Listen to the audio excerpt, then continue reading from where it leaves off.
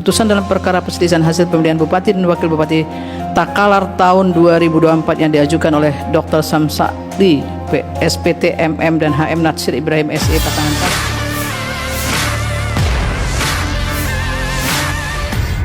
yang mengadili perkara kunci pada tingkat pertama dan terakhir menjatuhkan putusan dalam perkara perselisihan hasil pemilihan Bupati dan Wakil Bupati Takalar. Berikut ini alasan Mahkamah Konstitusi menolak gugatan Syamsyari Kita Nasir Ibrahim terkait hasil Pilkada Takalar 2024. Dalam dalil gugatannya, Syamsyari Kita Nasir Ibrahim menyebutkan adanya pelanggaran syarat formil pencalonan penggunaan nama Muhammad Firdaus Daeng Manye, serta adanya pelanggaran terstruktur, sistematis dan masif pelibatan ASN dalam pemenangan Daeng Manye Hengki Yasin.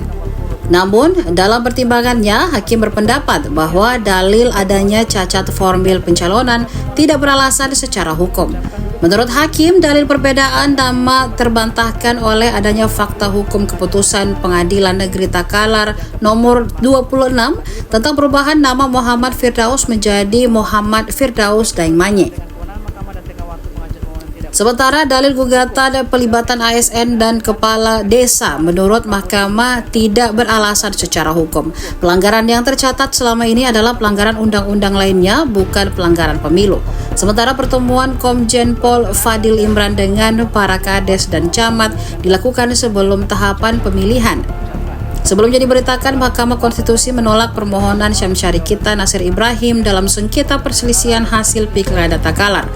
Sidang pembacaan putusan dismisal sengketa hasil Pilkada Takalar dibacakan pada Selasa 4 Februari 2025.